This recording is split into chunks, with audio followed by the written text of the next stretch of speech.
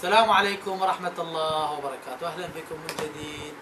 واليوم حبيت أقدم لكم موضوع عن العصارات اللي يستعملوها الأطفال. هاي العصارة عصارة كاكاو، هاي مو عصارة مال علاج.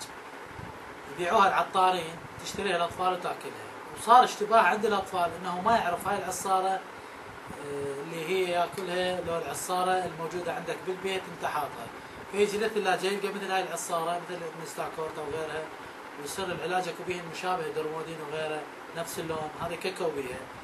فيجي الطفل ياكلها وما يدري، مثل ما صارت قبل فتره بالمستشفى، جابوا طفل ماكل من هاي العصاره وحسباله انه هي علاج، وجاي قام يقح غص، وقام يقح لان تحسس منها وجايبها بيده ما يدري هو لمه، وشايفتها بيده وجابتها هو العصاره وجت.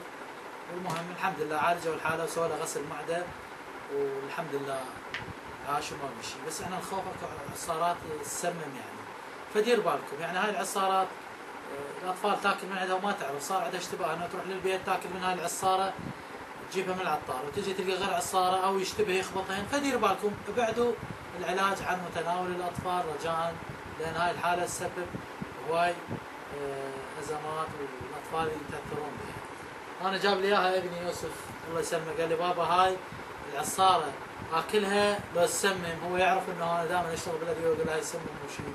فنبهني بهاي الحاله، فقلت ما طول هو انتبه لها لازم انا هم انبه بها الناس حتى يستفاد اكثر عدد ممكن بها. واكو بعد شغلات همات، يعني همات شكل الادويه وجاي يبيعوها يسببون مشاكل بها. لهنا انهي لكم الحلقه، وان شاء الله التقي لكم حلقه ثانيه. ولا تنسون تشتركون بقناه يوسف، عنده قناه اسمها يوسف، هم اشتركوا بها. يلا مع السلامه.